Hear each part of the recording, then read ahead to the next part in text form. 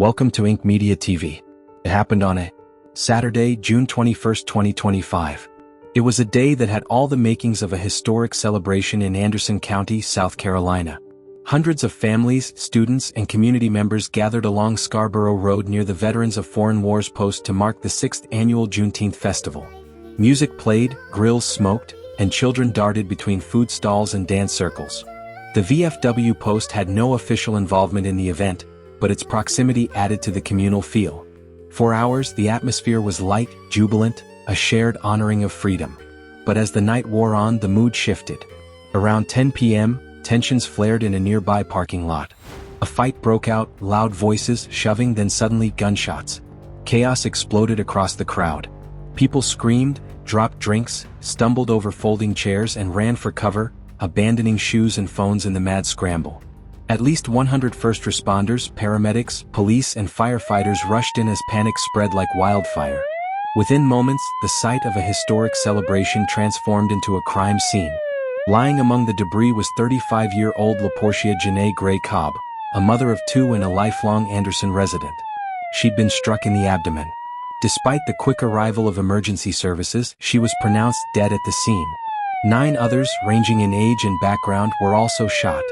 2 were critically injured and rushed to nearby hospitals. The rest of the city awoke to headlines that no one had expected: a mass shooting at a Juneteenth event. The news sent ripples of grief through the community. Laporshia wasn't just a name, she was a sister, a neighbor, a mother. Vigils were organized within hours. By the next evening, candles flickered along Scarborough Road where the shooting had occurred. Bouquets of flowers and handwritten notes rested beside photos of Laporshia smiling. Her name joined others on the National Gun Memorial website, a heartbreaking reminder of how ordinary lives end in extraordinary tragedy. By Sunday morning, law enforcement had identified a suspect, 18-year-old Tiyelle Rakelle Demon Hollings. Local to Anderson, Hollings was quickly apprehended and charged with murder and possession of a weapon during a violent crime. Investigators stated that he fired several shots during the altercation, hitting Laporshia and injuring others indiscriminately. At his June 23 arraignment, Hollings was denied bond and remanded to the Anderson County Detention Center. Prosecutors hinted that more arrests could follow as evidence, including body cam footage and ballistic data, continued to surface. Authorities were quick to clarify that the incident had no political motive. It wasn't tied to the event's theme of emancipation, but rather an escalated personal dispute that spiraled out of control. Still, that explanation offered little comfort to a grieving community. As the investigation continued, the people of Anderson found themselves asking hard questions. How did this happen in a family-friendly event? Why were weapons brought into a celebration meant to honor freedom and unity? Who should be held accountable, not just legally but morally? The community didn't wait for the court proceedings to start answering those questions. Pastors, civic leaders, and youth mentors began to speak out. At forums and on church steps, they urged young people to reflect on the value of life, to walk away from violence, and to see the humanity in one another. A minister at one community gathering said, "We can all take our time and opportunity just to bring wisdom to help a lot of our young adults to understand the value of life and how to respect each other." Law enforcement encouraged citizens to submit tips anonymously to Crime Stoppers as they continued pursuing leads. But attention also turned toward future safety. Discussions began among organizers and city officials about how to prevent such tragedies from happening again.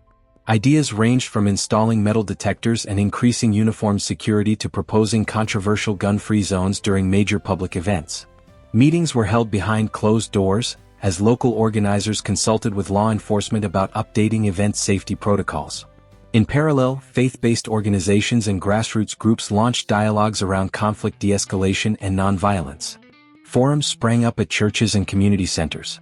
Though small, these gatherings were intentional, often targeting young people, the very demographic most vulnerable to retaliatory violence and systemic neglect. These conversations weren't just about safety. They were about respect, about what Juneteenth really means, and about not letting violence rewrite a sacred day. Anderson isn't a city known for headlines. But this Juneteenth, it became the backdrop for a tragic story playing out across America. Celebrations marked by gunfire, families mourning loved ones taken too soon, and communities scrambling to heal under the weight of fresh trauma. The events of that June night left more than bullet holes. Subscribe, like, comment, and share. Do not forget to turn on your notification bell for more crime stories.